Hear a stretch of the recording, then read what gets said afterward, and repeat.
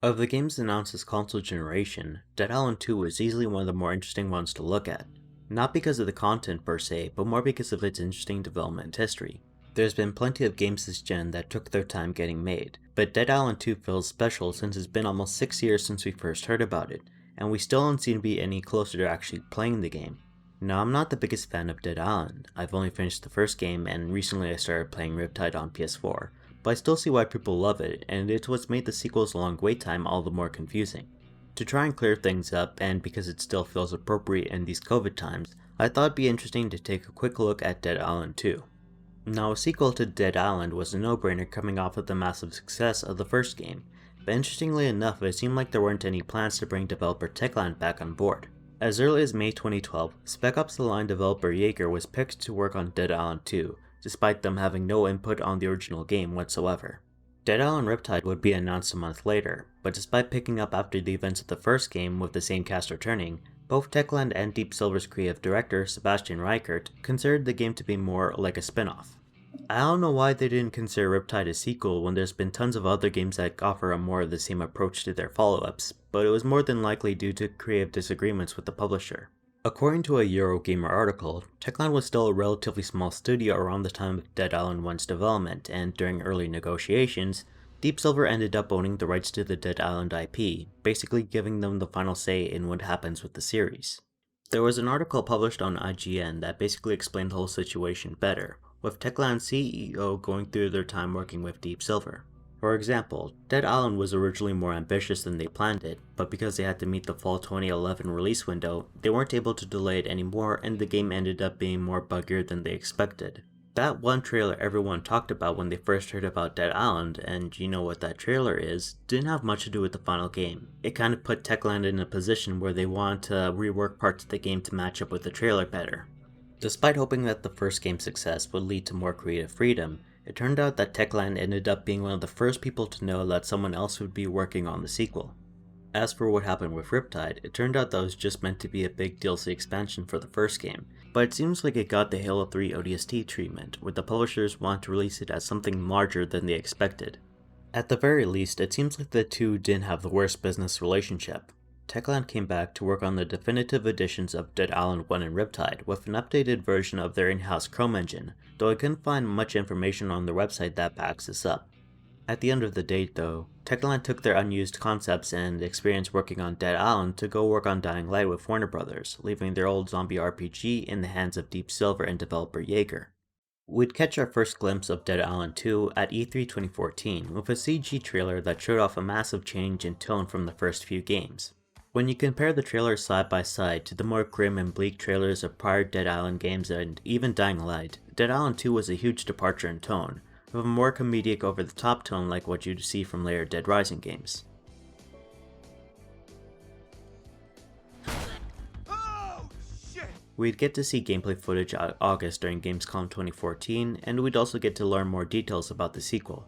Despite having the word island in the title, Dead Island 2 would be set in various areas around California, like Los Angeles. Developer Jaeger even hinted at more playable areas like San Francisco, for example. There are 4 classes hinted at, but right now in this build we only got to see 2 playable characters, a slow but powerful Berserker class and the weak but agile based runner. The game itself was a complete rework of the first game from the ground up, running on the Unreal 4 engine over any in-house tech. The game itself really looked rough around the edges, but it was a pre-alpha build, and it seemed like the environments were larger and more open compared to the first game, with no loading zones in between. There would also be small quality of life improvements added, like the ability to repair our weapons without having to backtrack to a workbench, similar to what would be implemented in Dying Light. Perhaps the biggest difference out of the gate though was the sequel's jump towards being an online focused game. The original did allow for online co-op with the option for offline solo play, but the sequel was planned to have 8-player seamless co-op, with one of Jaeger's developers referring to Dead Island 2 as the world's smallest MMO. Basically imagine games like Destiny or The Division, but with a larger focus on melee combat. At the very least, it seemed like a fun game to play, or even unwind with some podcasts playing in the background, but probably the most worrying change about Dead Island 2 was what seemed to be a complete lack of story. Jaeger stated that there would be apparently no major explanation as to what caused the zombie outbreak in California, just that was a natural fact of life in that world now. The reason as to why this was chosen was to work more with the MMO nature of a Dead Island game that has no set beginning and never ends, due to the nature of the game's seamless multiplayer format. Still, there seemed to be a ton of things to do in the game, like public events and never-ending fetch quests, which, as someone who eventually sped through Dead Island because I got bored of all the side quests, this concept sounds absolutely horrifying to say the least. Still though, the developers seemed incredibly enthusiastic when they were talking about the game in interviews. In the Gamescom video of IGN, it generally seemed like they had fun working on the project, especially after coming off a project like Spec Ops: The Line. The lighthearted tone of the sequel also seemed to win over people working at Deep Silver who had tons of things planned for the game, like motion capture cats, which I have no problem with, and it seemed like the idea of a cat used for one of Dead Island 2's NPCs would be reused for Dead Island Retro Revenge.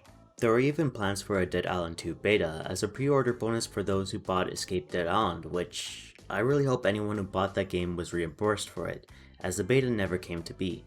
In August 2015, publisher Deep Silver announced that they'd be parting ways from Yeager from Dead Island 2. The statement issued read, "With Dead Island 2, Deep Silver has always been dedicated to delivering the sequel that fans deserve. After careful consideration, today we announce the decision to part ways with development partner Yeager. We will continue working towards bringing our vision of Dead Island 2 to light, and we will share more information later." It doesn't really explain why the two companies left, especially since it seemed like they had such a great relationship going on, but according to Yeager's managing director, it seemed like the two companies split over creative differences. Months of silence would pass until March 2016, when Deep Silver announced that they found a new developer to work on the game, Sumo Digital, who are better known for their work on Crackdown, Little Big Planet 3, and those Sonic racing games. According to Deep Silver, it just made perfect sense for us to move the project to them.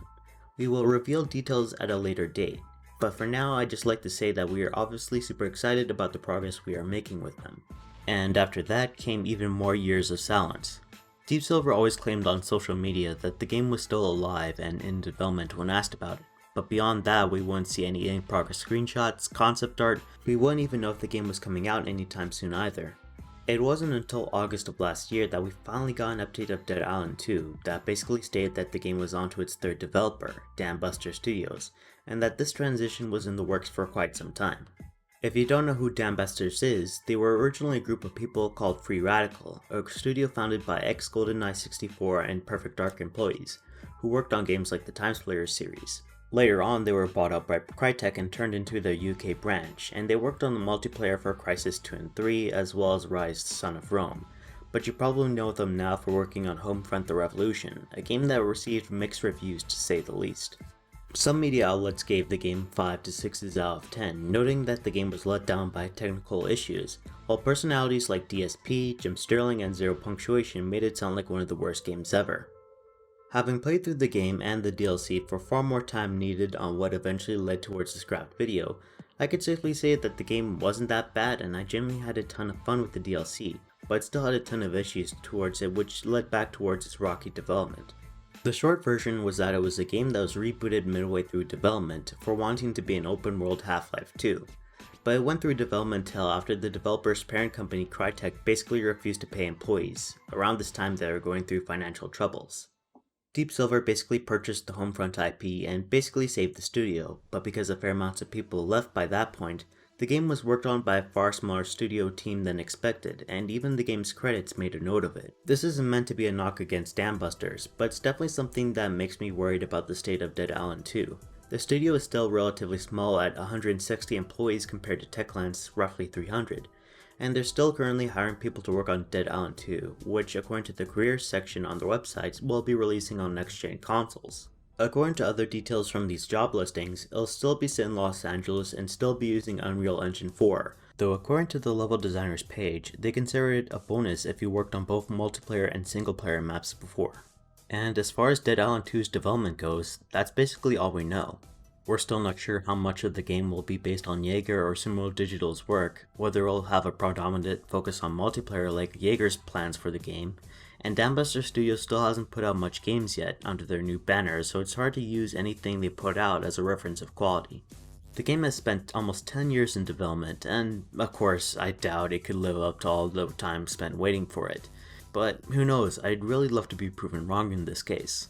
There's not a ton of melee-centered looters out there, much less ones with zombies as the main enemy. Assuming Dambusters can somehow pull this whole thing off and make a fun zombie game, that'd be enough to keep me satisfied. Right now Dead Island 2 is still relatively far away, and we still don't know much about it besides the fact that it is still being worked on. Even in the off chance Dead Island 2 ends up being disappointing, it doesn't matter much, since Techland went on to give us the incredible Dying Light, and if any game deserves to be viewed as a successor to Dead Island, I think Dying Light easily deserves it. But that's all I have to say on Dead Island 2. Thanks for watching.